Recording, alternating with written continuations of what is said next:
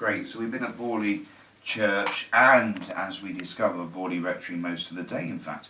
It's been interesting. But just recapping back to where we were at the beginning, is that when we first arrived, as Simon just pointed out, when we first arrived, there's oddities now to the day. Now, we can all look into these things and say they're a bit odd, but there are serious oddities.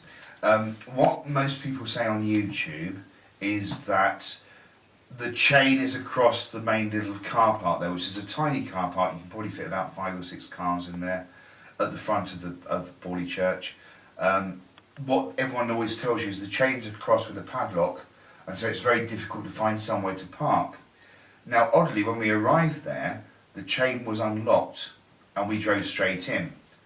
To be parked next to a rather elderly couple, which we thought, or I thought was an elderly couple, and what happened then is we had a chat with them, pleasantries were exchanged.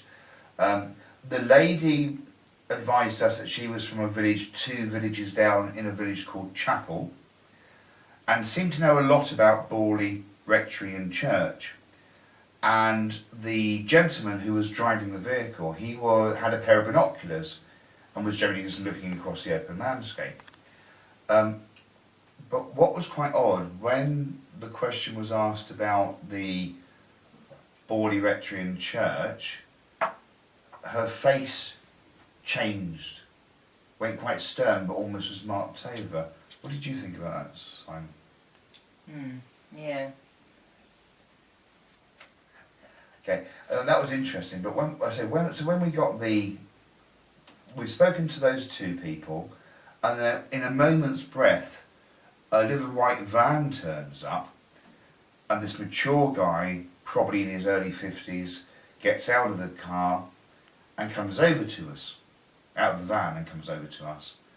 And what he says, obviously pleasantries were exchanged, he told us his name was Steve, and that he's often coming up to the church, but he was quite adamant in saying that the church is normally locked, so he can't get in. And he said that he's been here at night time, but hasn't really seen anything, although he said it seemed eerie. He then went on, we talked about the location of the rectory, which he didn't seem, or so he professed to say, he didn't know where it was. And what was interesting there is that he listened to where I said it's going to be to the right hand side of the church somewhere, probably down there on that piece of field, the remains of it. And he seemed quite interested in that. The next minute I know he's gone off for a walk around down in that direction, but he hadn't gone into the actual church area. I don't remember seeing him come into the church area from the point that we arrived. And I think the film footage that you may have just seen may or may not show that where did he suddenly arrive in the church area. But Simon, you said that when you were ahead of Janice and I, you said that you were walking around the back of the church and you did see that Steve, the guy in the van, was talking to this gardener, is that right? Yes, it was. Yeah, as if they knew each other. But what was even more interesting is the gardener arrived from nowhere. He said suddenly he was there, cutting and trimming a bush. Now, what you did point out, Simon, which is quite valid, is that, let's go back to the elderly couple, the lady. So we've got the people there at the site at this time is us, and then the other people are the elderly couple that are in the blue car, the one with the binoculars, and the lady who said that she's from Chapel. So that's that couple that are at the church now. Steve, in the white van, is at the church. Now, that at the beginning, that's where it was. Now, we walked up and had a look at the church. There was no gardener in sight. Now, all of a sudden, actually, I don't remember seeing the elderly couple leave fully. They did reverse round and that, didn't they? They left. That's right, they did leave.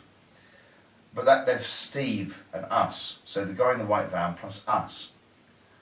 Now, when we did first walk up to the church before we started filming, there was no sign of a gardener. at all. No. What was interesting then is that as you said, by the time that yourself and Kerry had walked around the back of the church and come around the other side, which was a matter of 2 or 3 minutes, all of a sudden the doors were open to the church, the cutting strimmer was attached and plugged into the electric, the extension lead was plugged in, and this guy looked like he'd been working on the garden bush for quite some time. Yeah. Yet only 2 or 3 minutes had elapsed. Which is quite interesting. Mm. Now, what's even more interesting is the guy, as I said in the film footage already, so Steve then comes round and he goes off, doesn't he? Yeah. So, for a place that says that it's always locked, you can't get in to see inside the church, and there's no one around,